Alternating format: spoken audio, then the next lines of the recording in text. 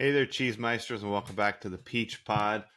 That would have been You Can't Hurry Love by the Supremes that was playing during the Peach Pit sorority meeting at the beginning of the episode. Or, if it's the way I typed it on here, the sorority meeting, because apparently I can't type.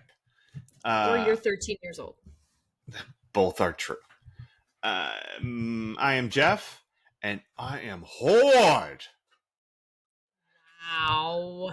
Yeah, it was either that or I was probably going to steal the thing you're going to say. And joining me on the other end of the internet, my cuz-host. I'm Leslie, and you're telling me I came down to this hellhole for no reason? Oh, that wasn't what I thought you were going to do. What do you think I was going to do? Stuart gives good woo? Oh, yeah, the sentence has to start a certain way for me to want to select it. Oh, okay. It's kind of like when Facebook first started and you could only put in so-and-so is right. blank. Yeah. See, it has to fit. See, I just make it fit. Well, that's the difference. Our creativity works differently. That's right. There's no wrong or right. It's just what it is. I work great in a box and you blow up the box. Fuck the box. What's in the box? It's my dick in a box. Hell yeah, it is. All right, this week, Cheesemeisters, we are talking about Season 4, Episode 7, Moving Targets. Original air date, October 20th, 1993. Did you throw up in your mouth or throw something this episode? Oh, I threw up in my mouth when they tried to tell me that the quad gave a shit about Andrea and Dan kissing, and they all clapped. I came up with a reason why that might be true. Okay, go for it. All right, so here's a plausible reason why that might be the case. Now, we have not been given any of this backstory. It's me creating it based on real events in life to, establish a circumstance wherein this applause isn't ridiculous. Okay, so you know how when you get a tour of Bloomington, and they walk you through the campus and they take you to the old Crescent and they show you the whatever the fucking kissing place is. The gazebo? Yeah, the little gazebo there. Nice, yes. Right. And they're like, tradition is that you're not a true co-ed until you've kissed here at midnight or whatever the fuck it was. I don't remember the details, but I think that was right. What if kissing right here in the center of the common area, the Condor's Nest, what if kissing right there is that equivalent? And if people do that, then everyone around, because they're students there, and they got the same tour when they were here from high school and the freshman orientation bullshit they had to go through, what if they all know that this is like the place? And Andrea didn't know that. She just I don't know, maybe Andrea would know that. This is a thing she would 100% know. So she brings Dan there because she needs to kiss the tallest man possible relative to her height. And everyone sees her doing this, and they're like, they got it. Wow. Maybe it's part of the campus culture. I would love that if that had been added in. Well, now we did it. I'm accepting it as, is that a good example of kayfabe? It would, yeah, no, but it that could be within the reality of the show. That could be true. Okay. Yeah. Kayfabe is like believing that the story is true. We're just taking the real life and we're imposing it on top of it because it's a real life scenario, going to college and smooching people and whatnot. But I agree that based on the information we have available to us in the text, there's no reason why anyone would do that. It was lame. Here's the second thing they could have been doing. What if they were cheering for the metal sculptures? I would love that. I would love if seeing people kiss got them to see art and go, oh my God, there's so much art on this campus. What an amazing thing. Thank God for those horny kids making out. I would have missed the beauty that surrounds us on this campus. That's lovely. Yeah, because like there was like Art 101 or whatever. They had like their metal sculptures there in the middle of the. That's not an Art 101 project. Shut up. No, there was. It's what it said. It was like, or maybe I don't know what number it was, but it It was might like have said that. it was But like, that, yeah, but they were wow. those were the sculptures from like Art 100 or something. Wow. 3 weeks into the semester, those kids work fast. Dylan was probably looking at them like, these all could have been bullets. Or I wonder what sound it would make if I shot these things. Bing, bing, bing, bing, bing, bing, bing, bing, bing, bing. Or if Dylan's shooting them, they're one-handed shots. Poo poo, poo poo, poo poo. Okay. That would. I don't know if that made me throw up in my mouth or throw things, but I really wanted the instructor to be like, no, no, no, no, 2 hands. Yeah, Come on, stop it. we don't pretend like we're fucking Wyatt Earp and shit. At least he didn't do it sideways. He was so close to doing it sideways. He was this far from McLovin. Yes. Just can I shoot the car? Go ahead. Go ahead. Yeah. Okay, so let's see what happens in this episode. A lot, yeah. So we start off with the sorority meeting. They rush right through the formals. They don't even bother to read the minutes and shit. Robert's rules out the window. And they just skip right to the did someone get pinned or lose their virginity or get pinned while losing their virginity, depends on how rough you like it. Yeah, it could be a whole thing. And everybody at the table is like fucking weird about their relationships. Like Kelly's like, I got this John Sears thing going on that I don't even know. And Brenda's like, remember when I banged your boyfriend? Yeah, exactly. And then Brenda is like, I got this. Look, his name's Stuart. You guys, I'm sorry. And I'm gonna have to say it a lot this episode. Stuart, oh, what are you doing here? And Andrea has this Dan Rubin situation that she's not willing to talk about. And so they're all just lying to each other. They're close sorority sisters, friend of years, friend of tears. They're supposed to share all of their coital whatnot with one another. And they're all just like, Mom's the word, Jaybird. I ain't even going to talk about it. I know. I was kind of sad Andrea didn't share with them. But again, if you really feel like no one can know, then I respect your level of secrecy. Yeah. And it's her choice to make. She gets to tell people, when she's getting deep dicked and when she's not. It's up to her. Here's another thing that happens in this sorority scene. Brenda's late. Not, late, like after she had sex with Dylan, late, but late, like showing up. And when she walks in, it's clear that the last time she was here, Brandon was not working there because he did not take her keys and put them on the wall rack when she threatened to go buy another black mini dress.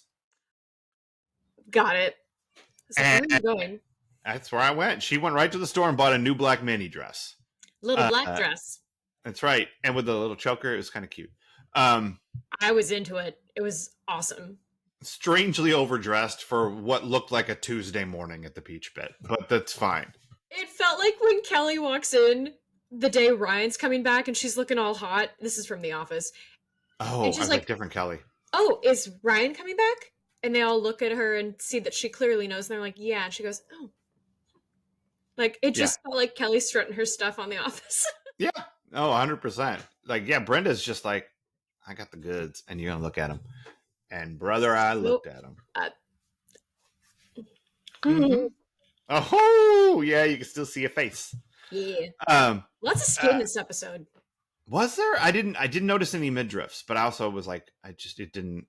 No midriffs, but we had some like high cut bathing suits. We had chestless Dan. There was a lot of leg because when Andrea's getting out of the bed in her very short shirt, I was like, ooh, gams for days. Her shirt that said totally gnarly on it, which missed that because I was checking out her legs. Sorry. Yeah, sorry. I saw gnarly. Some back Again, bathing suit and the dress. Yeah, lots of skin. Yeah. Um, we haven't even made out of the first scene yet. Um, no, it's fine. We're just gonna get there. And so I don't know. They're talking and shit, and they leave. And I don't remember what happened. What happens next, like chronologically? Because it bounces back and forth a lot in this I episode. think that's when they go. Brandon and Dylan are going to. Pick up his car. Yeah, Yes, you're right. Yep, they go to the impound lot. Um, uh, yeah, leads. They got, ladies. they got a whole team of detectives working on the case. Got us working in shifts. Oh God. Leads. Um, it's very dude. It's very dude-esque. So they don't have Dylan's car. I don't understand. I don't understand any of this scene where they read him. Somebody from the impound lot calls Dylan and says, "We have your Porsche, and here's the VIN number." And he shows up, and they talk to an impound cop who happens to be there, and this guy's like, "Oh no, see here where it says Porsche, what it should have said was like Honda Civic or whatever the fuck." Like none of that makes any sense. And Dylan gets all worked up, and oh yeah, the cops wouldn't mess anything up in this town. Good call, Dylan. It's Yeah. way to get beaten down in an impound lot. I was gonna say, buddy, in the definition of asking for it, you are asking for it right now. That's right. Yeah, this is bad news for you. And he kicks one of those little orange cones, and Brandon apologizes to him, etc. And they go off on about their business. Dylan goes and meets with Jim. I don't know what order this shit happens in. Sorry, everybody. That's fine. It bounces too much. Dylan goes to meet with Jim and is like, "Hey, I think I'm gonna just get a rental till Miguel or whatever his name is fixes the Porsche, the old Porsche, the one that I shouldn't drive every day. I'm still gonna do that now. But let's get this Honda Civic action going. I need a rental." And Jim's like, "No, that's cool. Like, you should probably get one of those. Like, rentals are good, bro." That's how Jim talks now in my head. I don't know what I feel like Jim told Dylan some life lesson there. Oh, he told him to go to therapy. It helped Brenda. One of like 3 callbacks to previous episodes this episode. Yeah, which was nice. And Dylan's like, "Nah, I don't think I'm going to get therapy. What I'm going to do is Bust some caps. I'm going to shoot. Did you ever when you lived in Central Indiana, did you ever see commercials for Don's Guns? No. This might have been done by here's the thing. I am realizing more and more, like, I must have had it pretty cushy because I did not register a lot of things. Or like the things that I did and things that I did are just strange. But if there was a gun ad, it went over my head. Well, these would not have gone over your head. Jesus Christ, these things. They're local commercials, so the production value through the roof.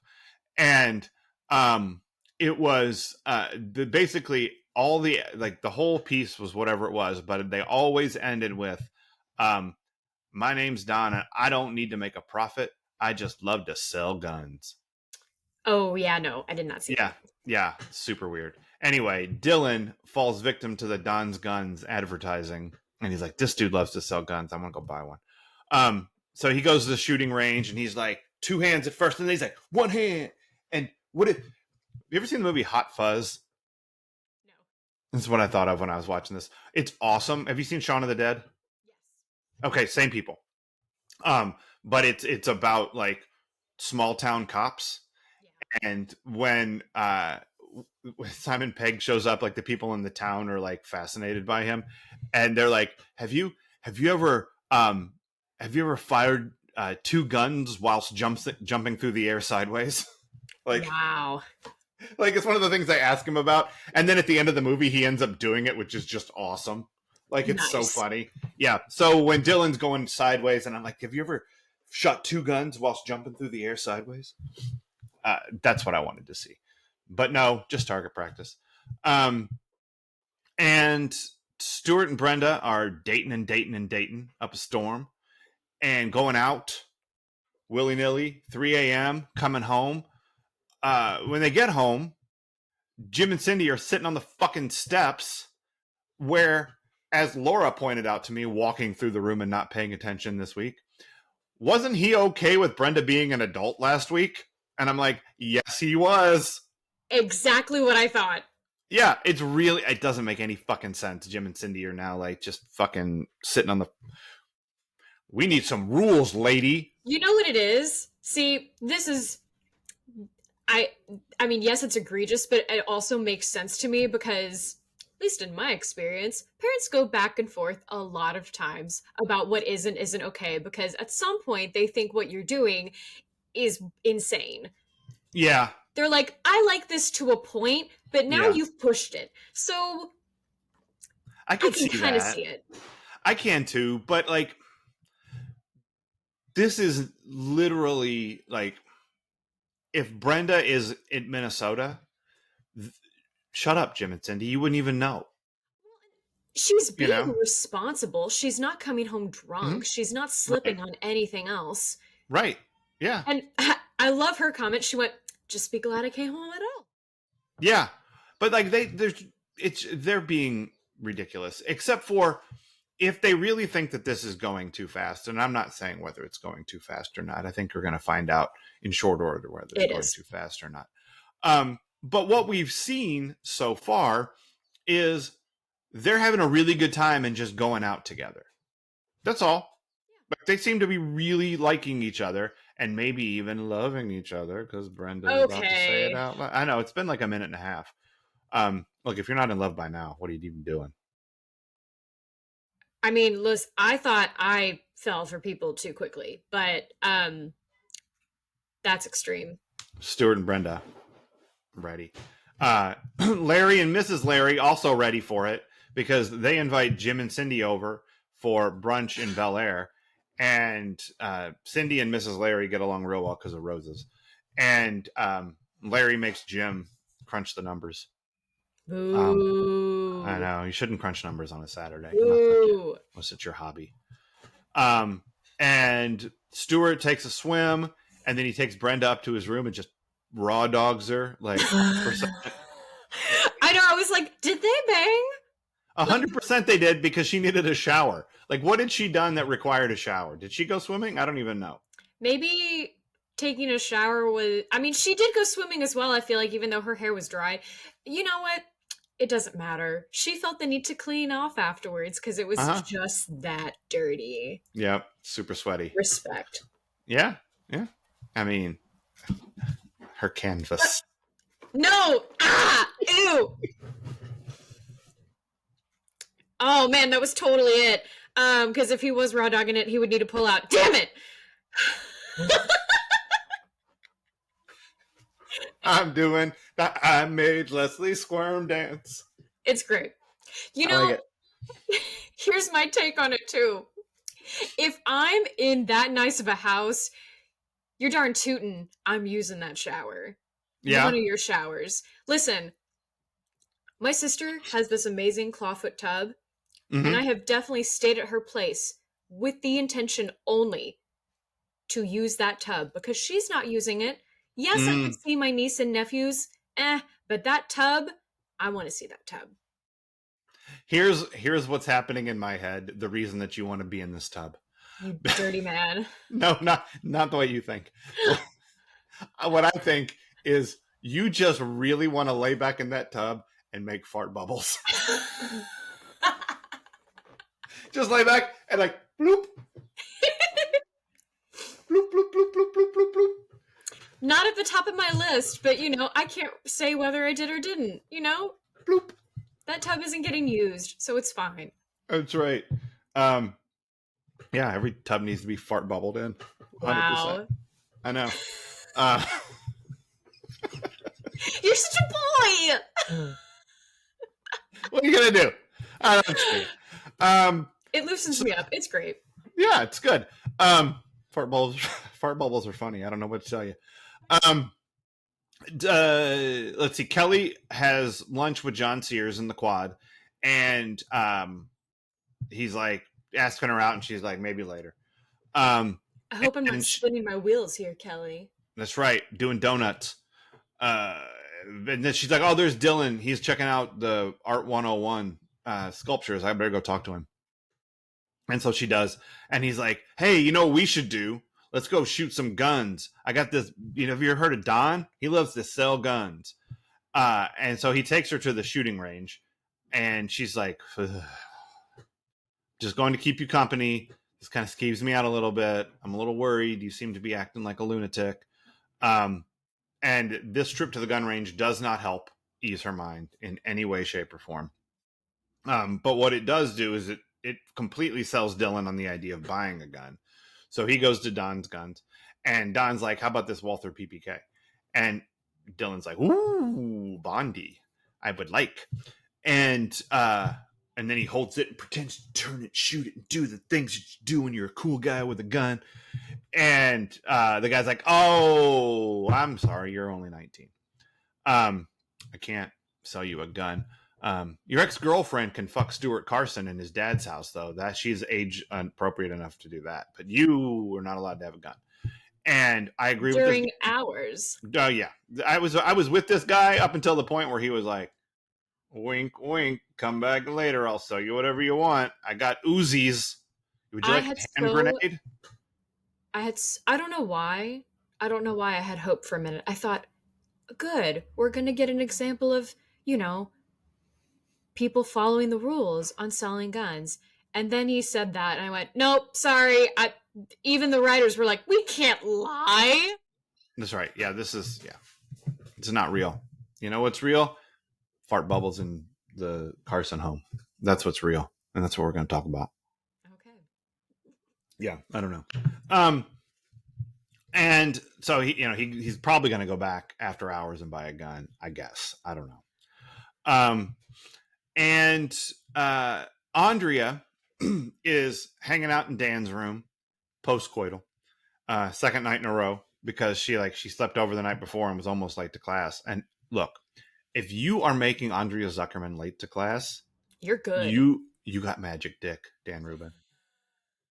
I mean, that is something that nothing could ever have made happen before. And a wave of his magic wand, and suddenly Andrea is like totally gnarly, not wearing pants.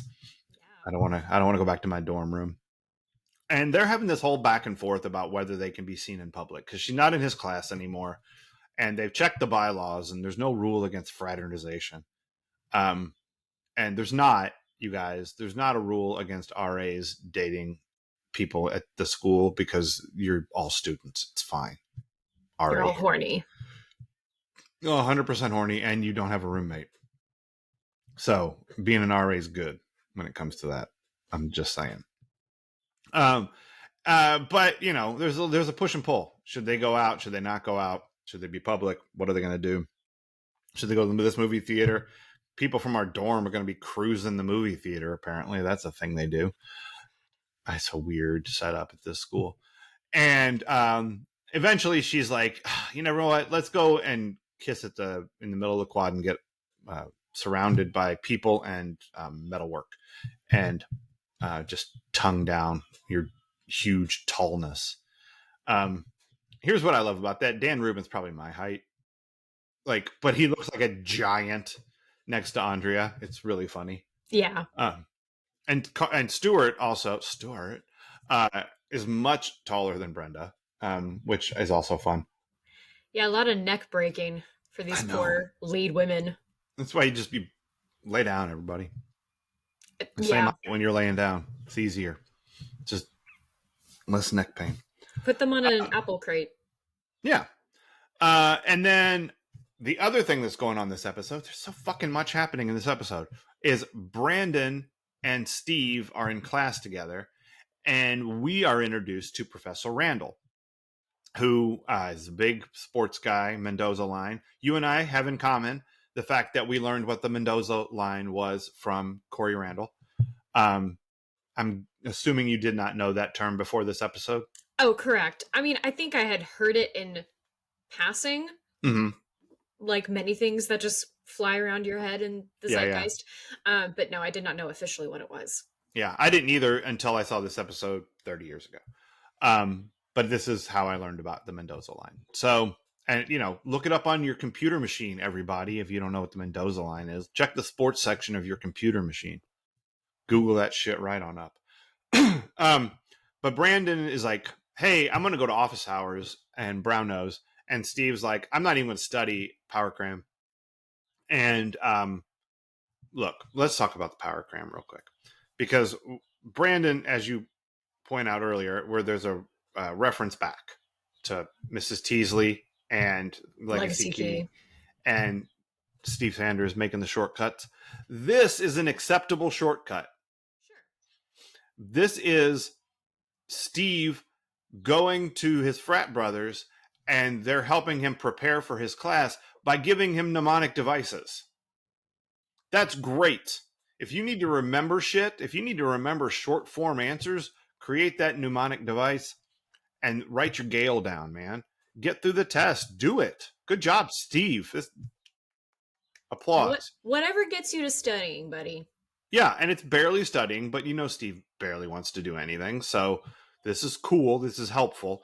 Brandon does the whole thing, gets an A+, goes to office hours, and he does such a good job on his test because he read chapter 2 that Randall is like, hey, you seem like you're with it. Also, you're the only one who came to my office hours.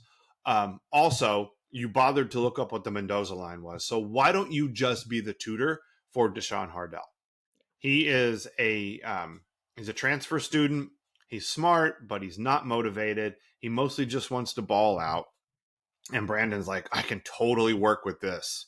Like, all my experience in being a tutor is it's prepared me for this moment in life. Also, I've talked to like 5 black people. So I'm really ready. Like, I mean, there was Reese and there was Robinson Ash the third, and there was Reese's boyfriend who I yelled at about racism. And I don't think I talked to Herbert, but Steve did. He shouldn't have. And then Jordan Bonner. I talked to Jordan Bonner a couple times. Like, look, I broke up with a chick because she was racist. I can handle this. Like, oh, you know who else I know? Do you know Henry? I'm going to ask D'Shawn if he knows Henry. Henry, Thomas. That is 5. Yeah, I know Henry Thomas. You know Henry? He's really cool. He likes Days of Our Lives. So Brandon shows up at the gym, and he's like, hey, D'Shawn, nice to meet you. Let's go study right now. Quit it. And I mean, that would have been me. Yeah. And D'Shawn's like, if you make this shot. And Brandon's like, oh, you don't even know who you're fucking with. I almost made the freshman team, son. Like, I almost made the freshman team. I did. I almost made it. That regulation height? That's right. You know those kids from the Applied Learning Opportunities program. Is that you, D'Shawn? Are you just there because you're using your God-given talents? Does your dad work for the janitor department of the university? Is that how you got in? Wow. Shameful. I am so jealous of his sports abilities. I know. Well, he tees up and drains it. Top of the key. And so then they're going to 2-on-2. I'll take my tutor.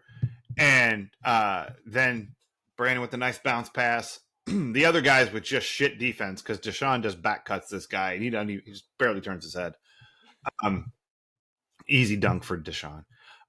One assumes they went and studied. I don't know.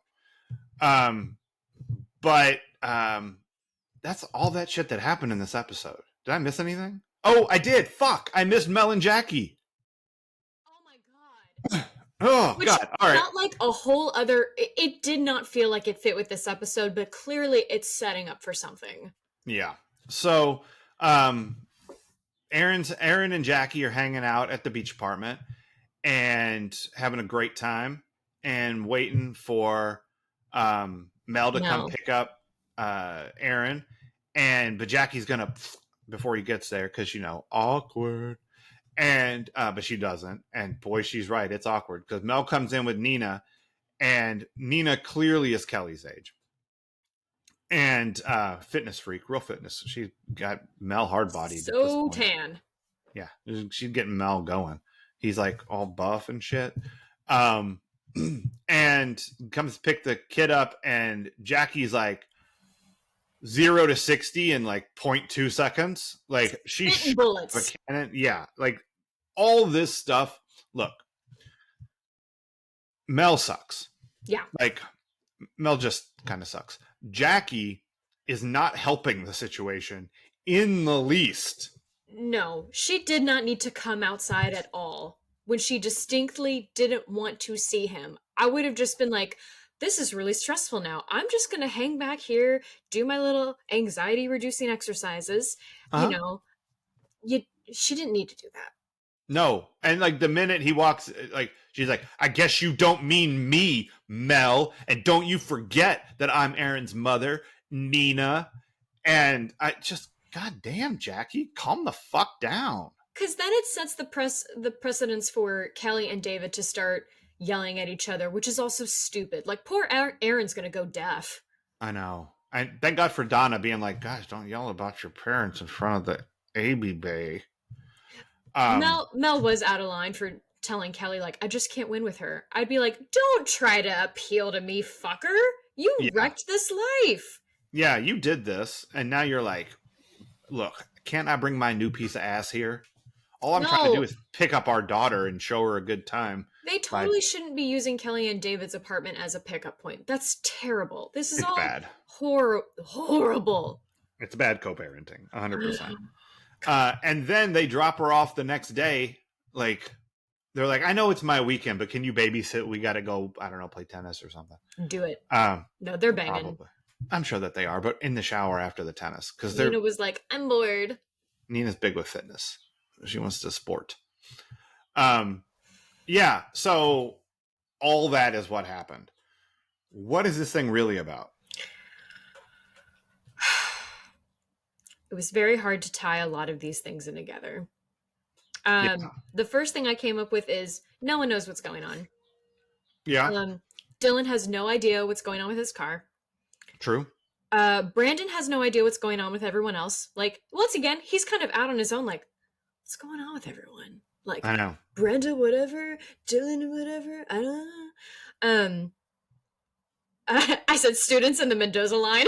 They don't know. No. I'm proud of knows myself. I don't remember that. That's kind of funny. Yay me. Walshes don't know what's going on with Brenda. No, that's true. Andrea doesn't know what's going on with the relationship, which fair, but also communicate. And Kelly has no idea what's going on with Dylan or John or I her don't own think she self. really cares what's going on with John. He's got his yogurt. He'll be fine. Did he eat yogurt too? I know Dan did. Globbed it on his own chest. Both new college boys were eating yogurt. Like, I don't know why, but it stuck out to me in a weird way. I was like, is this because they think ice cream is too feminine for guys? Like, what is this? It's all about gut health. They want the probiotics just getting in there and doing what they need to do. As my gut gurgles. But did you... Okay, speaking of yogurt, was Dan's yogurt kind of runny? Like, oh yeah, because he was sipping it. And it spilled on his chest. Like, he had a little drip, then he had to clean it up. Like, it looked a little thin, his yogurt. Well, here's what I imagine. He's been sitting there shooting this scene for an hour. God. And it's the same yogurt. Ugh, that's some... No. I don't want that. I'd be like, can I get a spit cup? Yeah. We need new fresh yogurt. Can we put a little Bailey's in this? That's right. Back to 1. Fresh yogurt for Dan. Yeah, exactly. Oh, yuck. Yeah, I think that's true. I think that nobody knows what the hell's going on in this episode. No. With each other. I also think it's really about no one can have a normal relationship. Ooh. All these relationships are fucking bonkers. Like Kelly and Dylan haven't figured out how to be broken up. No. She still wants to be in his life, and he's like, okay, cool, let's go to the gun range like normals do.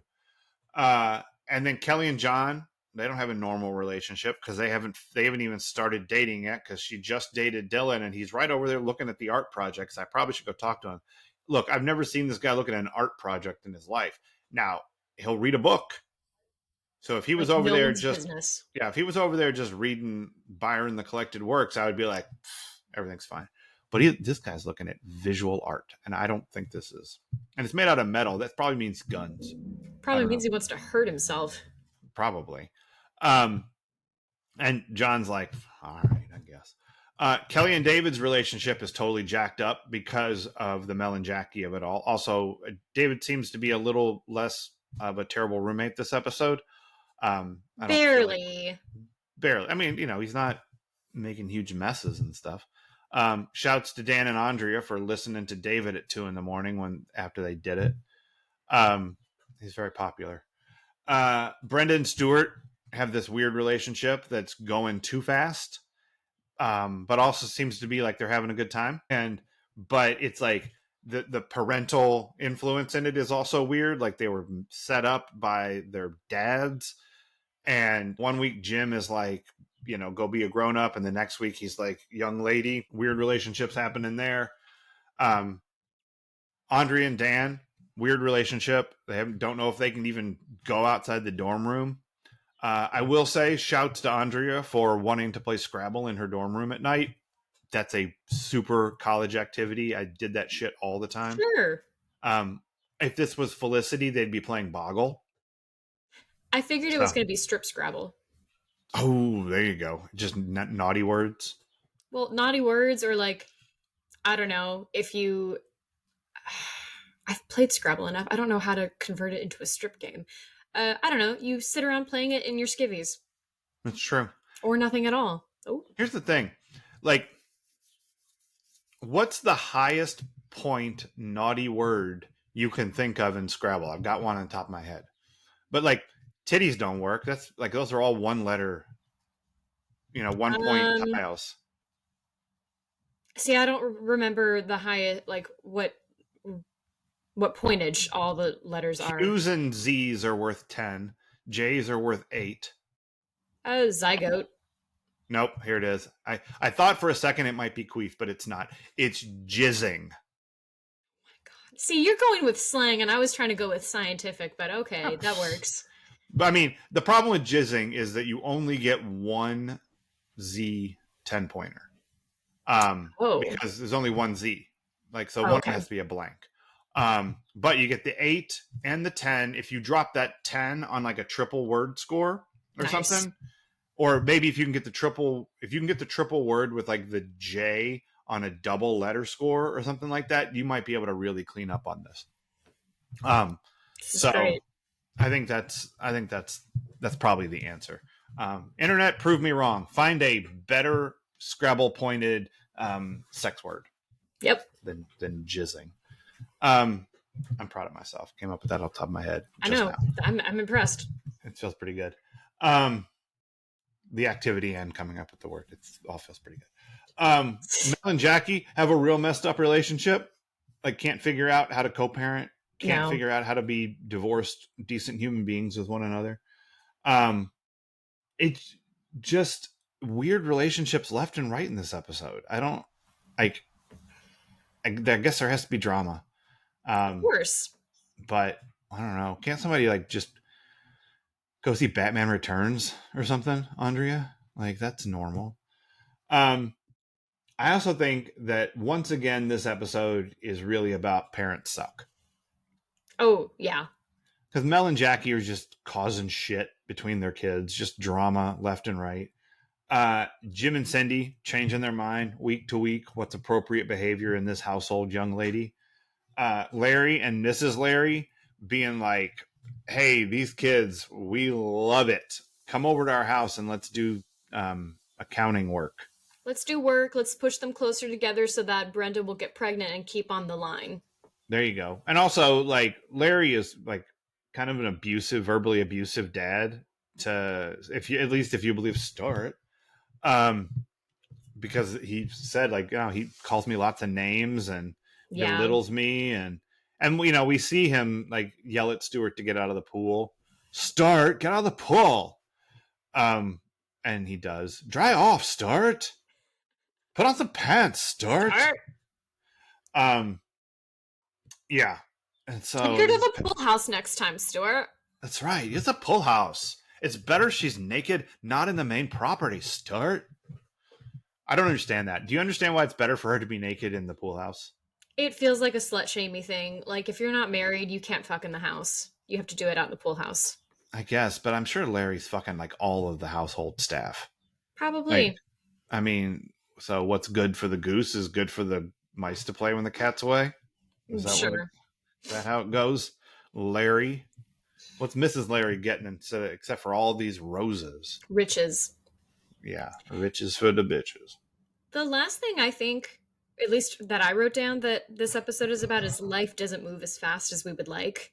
Mm. Like, Dylan wants to be able to defend himself now to the point where he Mm-hmm. probably is going to start looking for trouble. Be Yeah. like, you want to come at me? Yeah, come at me. See what happens. My name's going to be spread around this town, baby. Mm-hmm. Everyone's gonna know the name Andrea, Dylan McKay. yeah, mad, bad, and dangerous to know. Andrea wants to, wants the relationship to be moving along faster. Much like Stuart and Brenda. I would say Stuart more so than Brenda. Brenda's just kind of going along to get along. Yeah. But like Stuart's ready to nail that down because Yeah. of a weird line. Like, I don't want to rock the boat. I want to sink the boat. What? That's right. Sink it. I don't know what that means. What is Exactly, this boat? but it doesn't sound good. No, it's weird. Doesn't It make any doesn't sense. sound good. I'd be like, wait, what are you wanting from this? Like, I hope you mean that as a euphemism, but still, I'm a little nervous. You don't think he wants to go play Sink the Biz, do you? No, I don't. Like that's a Man, I boat? haven't I mean, heard that's that a in a long sinking. time. It's gross.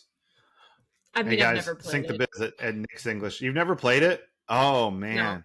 All right, here for the cheesemeisters out there who don't know what Sink the Bismarck is.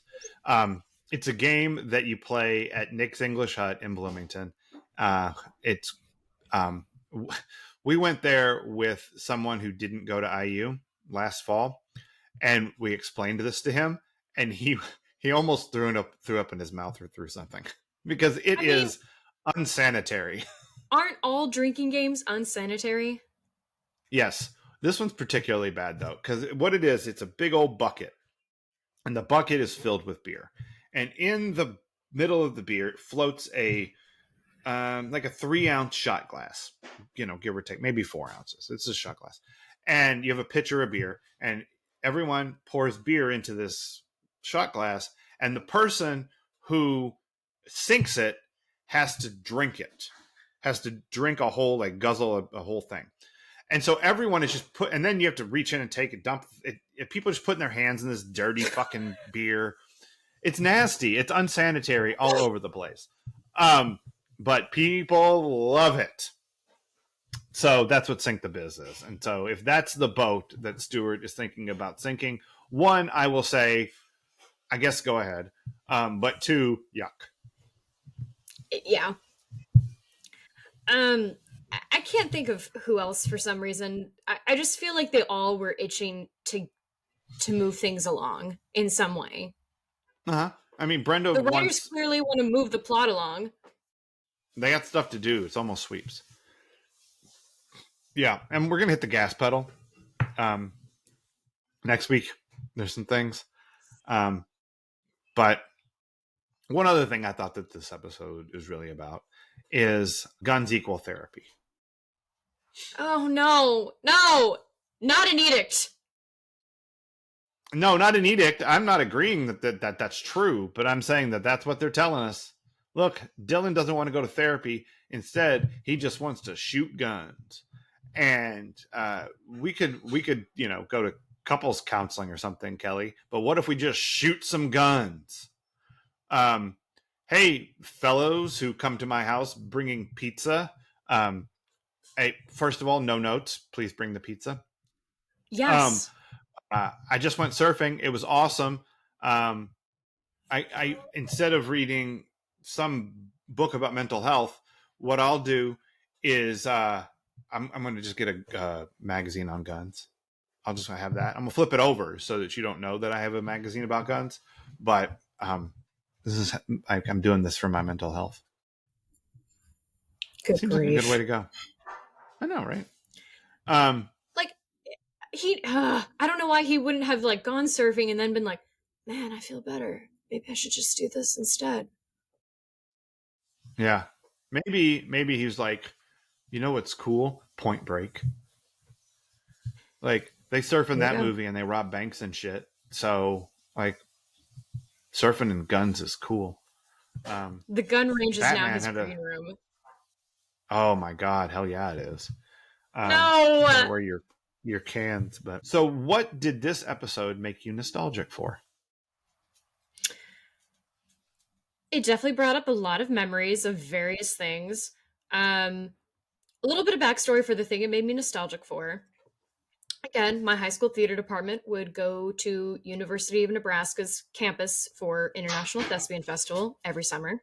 Okay, gotcha. And the girl in the theater department that I most envied, I think I've mentioned about her before, stealing a guy that I thought was into me. It's fine. Mm. But she mentioned there were these pillars that were a great makeout spot.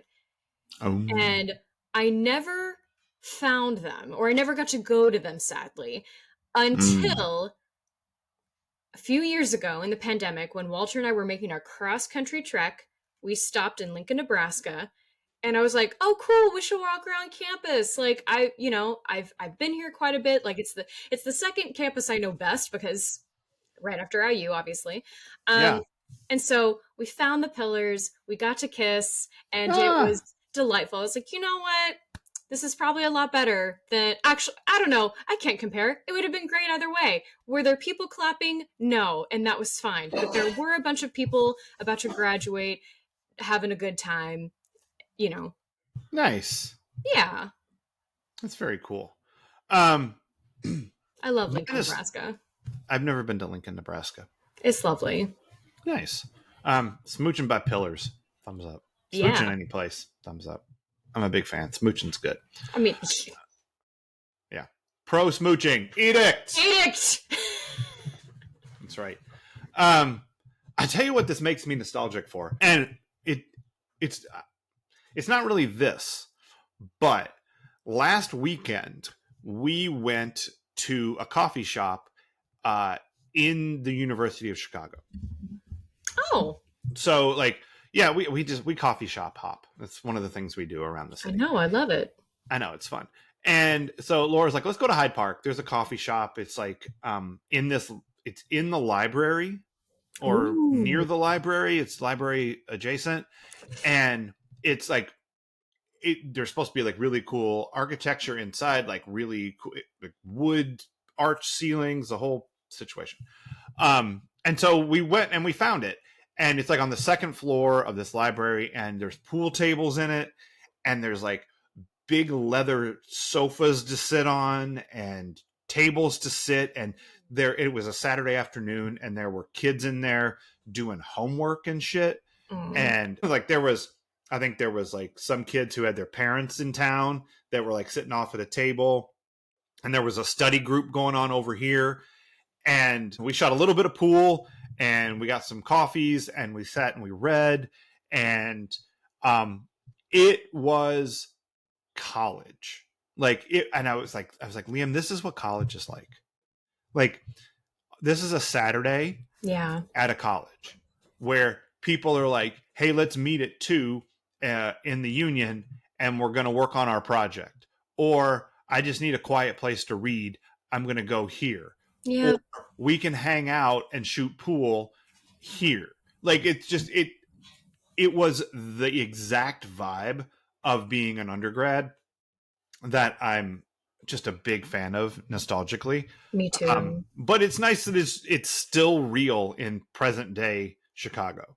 Like you go to a Yeah. college, this is what it's like, and that has not changed. And so, thumbs up for big old wooden room coffee shops I on just got college all warm and campuses. fuzzy inside from that description. That was I lovely. know. I bet you that any number of colleges in New York have the same kind of situation if you wanted to go find one. Maybe, but I struggle getting out of the house now because I don't want to deal with people, and it's a I get problem. it. I get it. But I bet NYU has coffee shops and shit. Probably, and that would at least be nice. Yeah, I bet that'd be cool. You should totally do that. Okay, who is your Steve Sanders Memorial worst person of the episode? It's Mr. Carson. You said some weird shit. You said some Yeah, weird shit about Brenda and the pool house, but more importantly, you invite a man into your home, and then you ask him to do work. that's rough. And I'm making a reference that I've never even seen, but Yeah, zeitgeist. Yeah, no, Mr. Carson sucks. I would be like, no, it's a weekend for one thing, and also I was invited here under the pretense of not working, so, that's right. no. Unless you are okay getting a bill after this. Yeah, billable hours like a motherfucker. And Yeah. here's the thing: I bet Larry's fine to pay that. Now, whether Probably. Jim is fine to give the invoice, I feel like I do feel like Jim would not do it directly. He would go to work on Monday and say, "We need to bill Larry Carson for 3 hours of double time." Mm-hmm. You know, and because Jim is making his billable hours, you guys. Like, there's no fucking way he's letting that slide. No. He's full service for his clients. He will even let their children fuck his daughter, but he is going to get those billable hours. Yeah. I agree. Larry sucks, except that Larry is also like, he's weirdly not wrong about Stuart and Brenda. Like he's like, they do seem to be good for each other. Yeah. He's encouraging of their relationship to be what their relationship is, which includes going out, and it also includes having sex here and maybe take her to the pool house. Yeah. Like, when you put a ring on it, that's when she gets to fuck in the main house. Exactly. That's how this works. Or like, if your side piece is in the pool house, you can bring her up to the main house. I guess it's just, I understand you want to avoid awkwardness, Stuart. So, and he's also like, like, try to be respectful around her parents, and her parents don't want her to go out tonight, so don't go out tonight. Yeah. Like, he like, sometimes he's right, sometimes he's a dick, and it's this real, like, and it's sort of every other sentence for him. Yeah. So, but I agree, like, there's some points for worst person for good old Larry. For me, it's Jim, because this whole Brenda's okay last week, and this week we're sitting on the steps of the house waiting for her to show up. Jesus Christ, Jim. Like, you're making it real hard to navigate how to have a relationship with you when you were just like, back and forth. Yeah. I feel like they're making it harder on themselves. They want control. Like, look, as someone who also wants control of her household and doesn't like the little things that her roommates do, I get it. I also know when I'm being a little obsessive about it, and I'm working on it. So Jim and Cindy, join me in therapy. Let's work on it together. Or just go buy a gun. Oh my god! No! No! It's not the same thing as therapy. I thought it was. It's really not. I promise you it's not. Oh my god. Jesus. I'm just trying to learn here. Please go to therapy. Go to therapy and actually want to learn something. Don't go to therapy like what happened in Daredevil, Born Again. No spoilers, but I'm just saying. Yeah, we're only 3 episodes in, so. Yep. We'll get back to it. They had an intimacy coordinator. There you go. Yeah. Something I was going to say, and then I forgot what it was, because I was talking about Jim being the worst person and all his back and forth. I don't know. It probably isn't important. Everything we say here is very important, except for the thing that I forgot to say. Yeah. Or like the joke you forgot to drop the other night. What was that? I don't even remember. What did I do? Oh, you texted me later and said, I can't believe I missed the opportunity to drop this joke, and I can't remember. Oh, that's right. Yes. Okay. Cheese Meisters, let me apologize. I was going to just wait and apologize at the beginning of the next PPAD episode, but Forgot. I'll just do it now. So if you haven't listened to the Super Bad episode, go back and listen to the Super Bad episode that we just did. But my favorite drawing of the dicks in that movie is the one from Dr. Strangelove, where Slim Pickens is riding the bomb down, except for he's a penis. And it didn't occur to me until we were off like an hour that I should have called it Slim Dickens. And I'm sorry. That was right there. It was ready on a platter. That pun was there. He was texting me late, concerned. I've never heard him more concerned. I felt really bad that I missed this Slim Dickens pun. So, mea culpa, mea maxima culpa. Okay? Oh my God. I apologize in Latin to all of the Cheesemeisters for missing that dick joke. I'm slipping. All right, I think we did Slim Dickens. Woo-hoo, Slim Dickens. So join us here on Friday, Cheesemeisters, when we are going to watch Teen Wolf, which makes me happy. There's a guest star in this episode that's also in Teen Wolf. I don't know if I've spoiled it, but I'm not going to say it here because that's not how we do it. You'll find out why we're watching Teen Wolf when you tune in on Friday. Sweet. And join us here next week when we watch season 4, episode 8, 20 years ago today, where some shit happens. Okay, the last time we had something mentioning years, Scott died. Okay. It's true. So is someone going to get shot again? You can't tell me. I'm not going to tell you. Yeah, you're not going to tell me. No, I'm not going to tell you. But things happen. Next episode. There's a bunch of stuff I'm not remembering because of the 2 things that happen next episode that live rent free in my head. Oh my God. Oh. Yeah. I know. And Leslie's going a little nuts right now because behind the curtains, we're not going to record next Sunday. She's got to wait to talk about next week's episode. So I'm still going to watch it. Yeah, you can watch it. You just have to sit on it for 2 weeks. That's fine. Yep. So until then, Cheesemeisters. Bye. Bye.